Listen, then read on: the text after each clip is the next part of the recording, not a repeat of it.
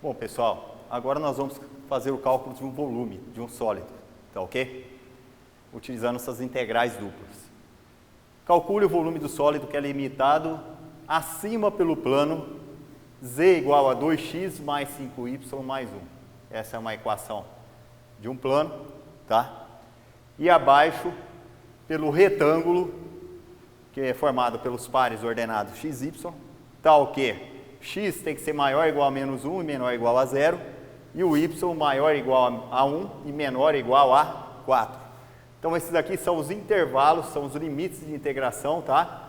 Das duas variáveis que nós temos, de x e de y, tá ok? Então, vamos montar essa integral que nós vamos calcular o volume. Na área, no exercício anterior, nós vimos que essa função, se for igual a 1 aqui, ó, no integrando, nós obtemos a área.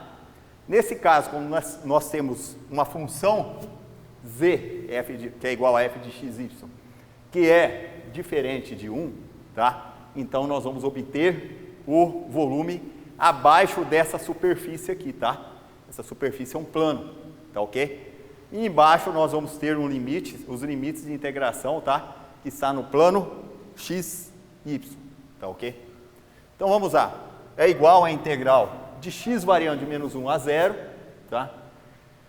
Nós vamos integrar primeiro em relação a y, tá? Então, a integral de 2x na variável y vai ser 2xy mais a integral de 5y na variável y vai dar y ao quadrado sobre 2, né? Então vai ficar 5 meios de y ao quadrado, mais a integral de 1 na variável y vai ser o próprio y, tá ok?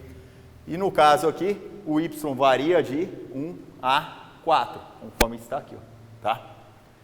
Dx, que é igual a integral de x variando, no caso de menos 1 a 0, tá? Vamos fazer os cálculos aqui, ó. Então, nós vamos substituir os limites de integração em relação à variável y, tá? No primeiro é o limite superior, tá? Então, vai ficar 8, vai ficar, substituindo o y aqui, vai ficar 2 vezes 4, vai dar 8. Então, vai ficar 8x, mais, aqui vai ficar 4 ao quadrado, 16. 16 vezes 5 dá 80, dividido por 2, aí nós vamos obter 40, tá? Mais 4, que é o valor do próprio y que está aqui, né?